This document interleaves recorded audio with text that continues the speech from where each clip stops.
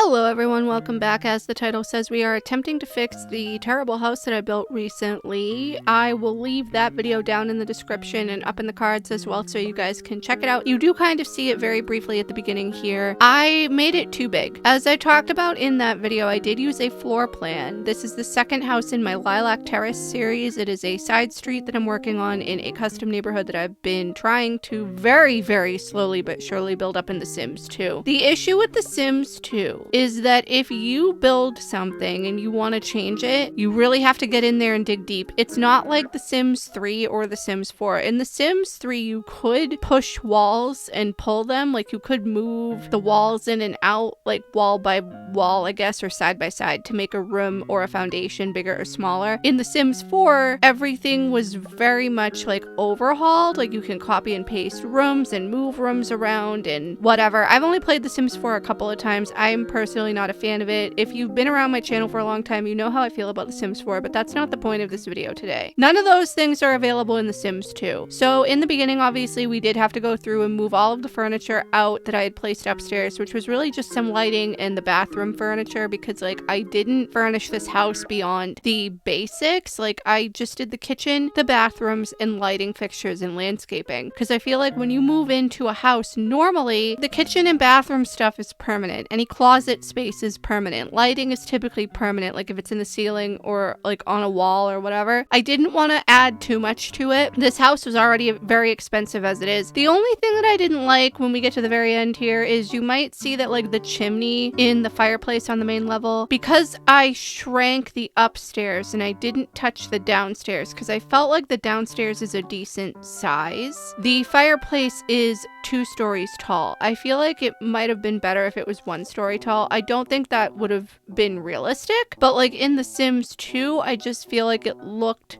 funny. And obviously I wasn't about to place the fireplace in the middle of that living room. I believe you can remove the chimney from the fireplace if you use move objects, but from what I've heard, people have been getting errors in their games when doing that because there are like smoke effects in this game when you do have the fireplace lit. That has nowhere to go if you remove the chimney. I don't use the fireplaces in this game. I just kind of have them more as like decoration. It doesn't do anything other than like increase the environment score or whatever. I like to put like a TV above them, especially like the frame TV. I did download a Sims 4 to 2 converted object of that like Samsung looking frame TV. The only Sims 4 packs that I have the base game, which I bought around the time that it came out. I got like the deluxe edition or whatever that came with some extra items, and because I have The Sims 3, like all the Sims 3 packs, I got like those lamps that you can place that have different mood effects. I think that they're still available now if you download The Sims 4. I don't know, maybe it was a limited time thing, but other than that, I just have a couple of kits and I think maybe a stuff pack or something, but it was when they were available for free that you could like buy for $0 or whatever, and I just don't play it. I played The Sims 4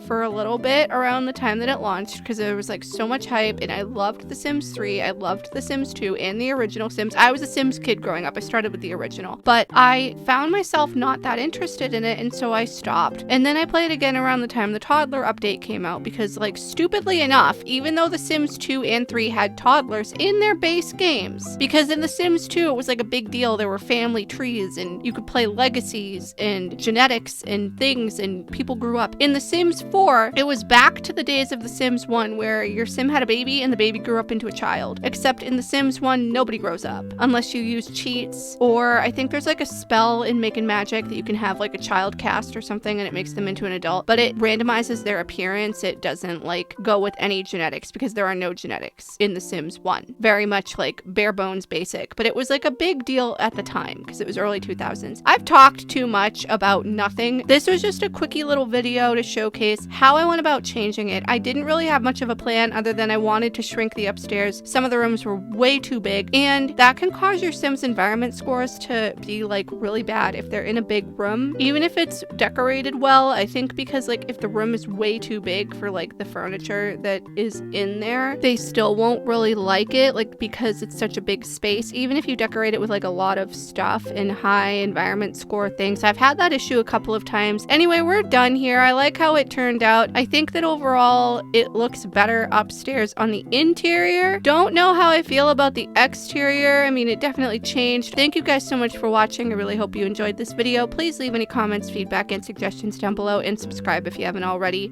I'll see you in the next one. Bye.